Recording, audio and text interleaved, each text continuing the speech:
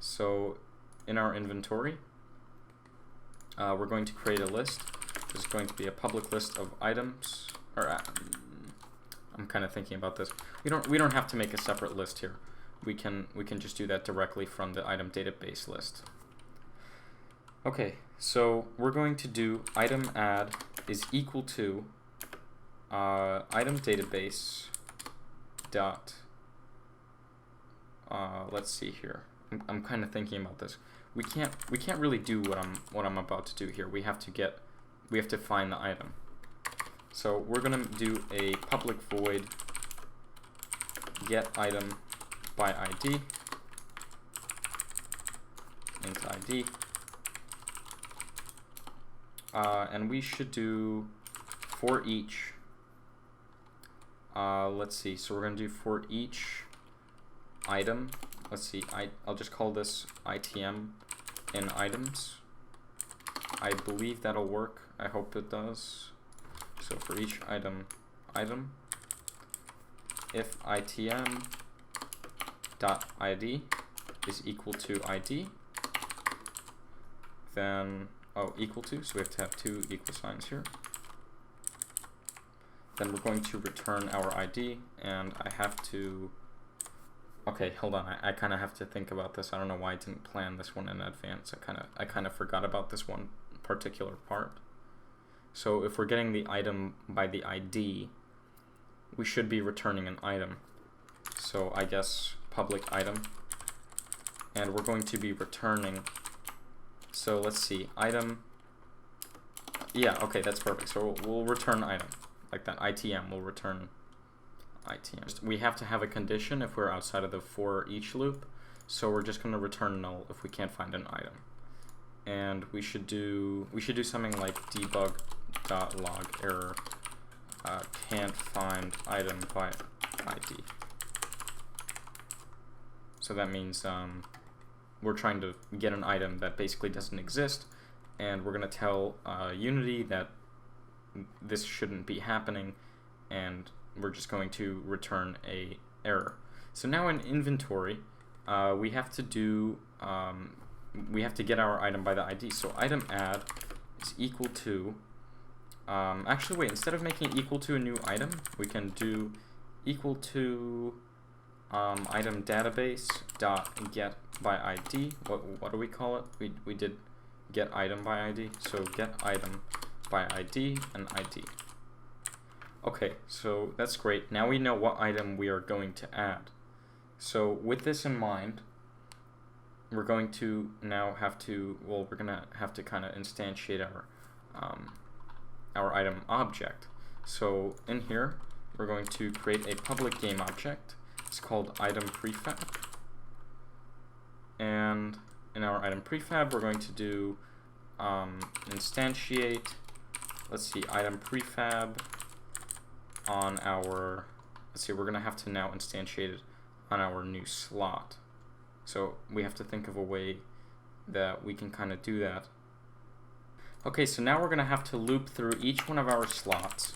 So we're going to have to do for int I, okay, so int I is equal to 0, I is less than slots dot count, I plus plus. So now we're going to have to check our slot to make sure that it has no item. And we're going to do this by checking if it has a child. So we're going to do if slots I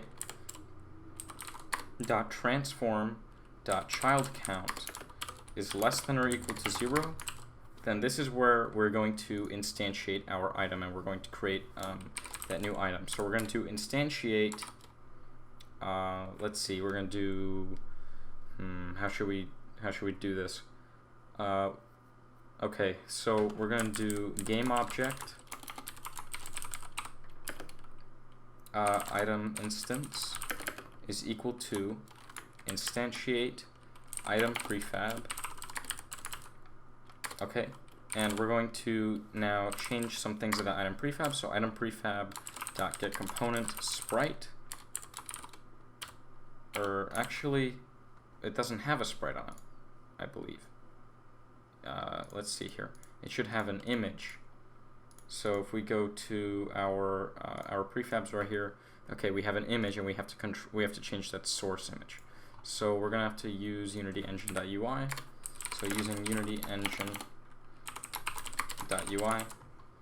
and we're going to do, instead of get component sprite, we're going to do image, and we're going to do dot source, or can we do dot sprite? Yeah, okay, so now we're going to change its sprite, which is the source image. It's just called something else in the inspector.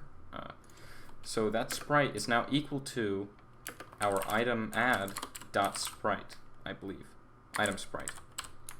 And now this should set sprite, create object, so create item object, and maybe before we create the, or after we, right after we create the item object, we want to set its parent, so item instance dot set parent, or not set, that transform dot set parent to slots I dot transform.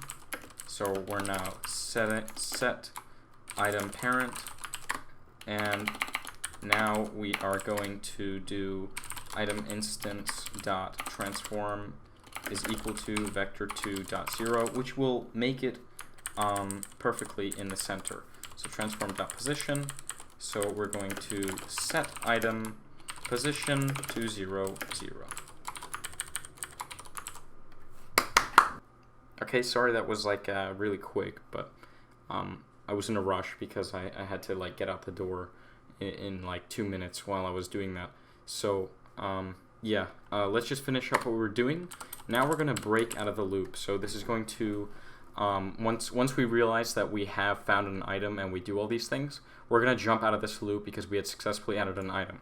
Now if we do have a child count, so we're going to do else. We're going to basically break out of the loop, and we're going to debug.log and say item, or we're going to say inventory is full. Okay, so this basically means if we go through every single, what is happening? Why do we have warning? Okay, I'm not really sure, but, oh, okay, I see. Because we're breaking out of the loop, and then we're debugging, so we have to actually do that. That debug would have never happened. So, basically what's happening here is, if we have no items in our inventory, which is defined by the child count. So if the child count is more than 0, meaning that it has a child, that's basically our understanding that that object is taken, and all these objects would be taken. So therefore our inventory is full, and we're just going to break out of that loop. Otherwise, we're going to do all this crazy jazz. So let's make sure that this works. I really hope this does work. So we're going to do right here in our start, we're going to do add item and 0. So that should give us a Glock, hopefully. So if we start the game, hopefully we don't get any errors, and we do. Let's see. Object reference is not set. Item add is equal to item database. Okay. So I have, okay, this might be occurring because of script execution order. So if we go to project settings and we go to script execution order, right here we should add our item database first. So this should execute, and then our inventory should execute. So now if we hit play, we still have that error. Okay, so something is terribly wrong here. Item database dot get item by ID. It's really strange. I'm not sure why this is happening. This is happening in our add item function. So let's see here. We're creating a new item, which is called item add, which is accessing our item database, which is accessing get item by ID, and we're inputting our ID. Okay, so 0. And then if we go to item, or not item, item database, for each item and items, if item.item ID is equal to ID, so in this case 0, then we're going to return item. Okay, so obviously we're not getting this error, so we did something wrong. Okay.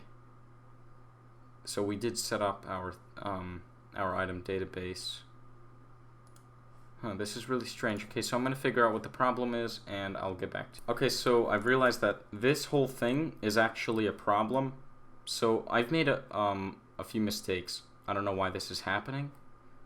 I don't know why I'm making so many mistakes today. I don't know if you guys are going to believe this, but literally I have right now 60 minutes of, about 62 minutes of recorded footage. This video is probably going to end up being something like 13 minutes, I swear. So, I don't know, maybe 20 minutes. This is insane. I don't think I've ever recorded this long.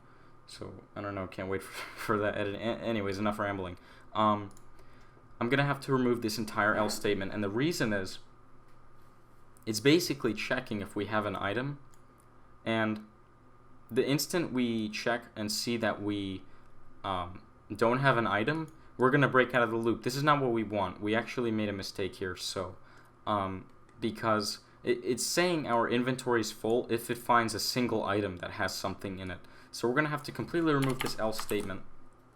And in the event that our inventory is full, at some point, it might give us an error. It might give us some sort of null reference. I'm not sure. Maybe an array index out of bounds.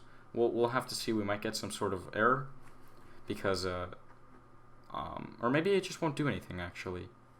Yeah, no, maybe it won't do anything because it is going to loop through all these, and it's only going to do this if we have something in it. It's going to kind of break out once it finishes. So we might not get an error. This might be actually this might be normal.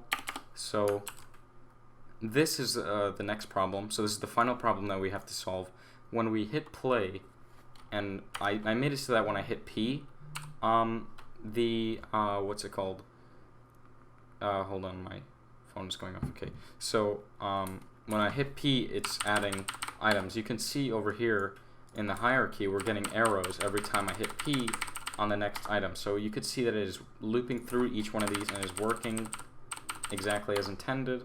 Although, well, it's working in the background as intended, but you could see our positions are really strange for our items. I don't know why this is happening. I think it's because it's setting the world position of the item. So I think we're going to have to transform.local position, and this should solve our problem. So if we hit play, if we hit P, you can see now we're adding items to our inventory, and it is working totally fine.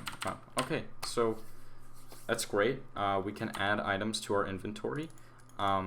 This was, I don't know why this took me so long, but this does work. Let's see, what else do I want to do today? No, I think that's going to be it for today. So set item local position. And okay, so this is what I wanted to show you. Instead of doing add item and start because it causes some sort of problem, it's definitely a script execution error, but for some reason in the script execution right here, so if I go to project settings and script execution, you can see that item database does come before, but it still gives us some sort of problem as if it hasn't loaded correctly. So, and you can tell this is a script execution error is because it'll still work if it's not in start. So if I hit P like I just did, if I hit P, this is happening in update and looks like it's working. It's a little bit difficult to explain, but I think you understand what I mean. So we got all that to work. So I also want to add a comment here. So break out of for loop. So break out a loop when we found or when we added an item. Okay, so I think that's basically it for today.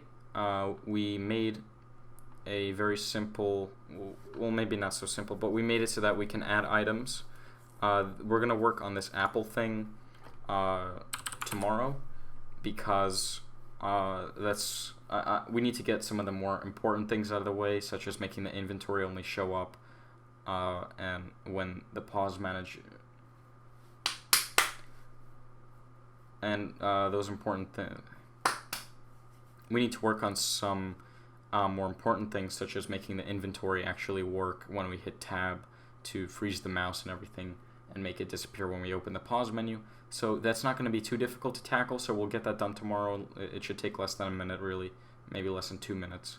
So, okay, so this is working. So I hope you enjoyed this video.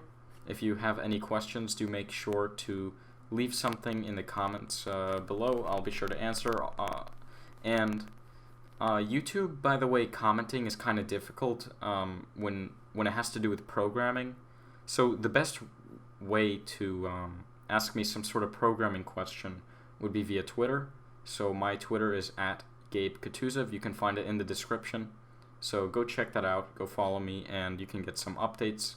So you'll know when I upload via Twitter, and you can ask me some questions, and it'll be a little bit easier for me to see, programming-wise.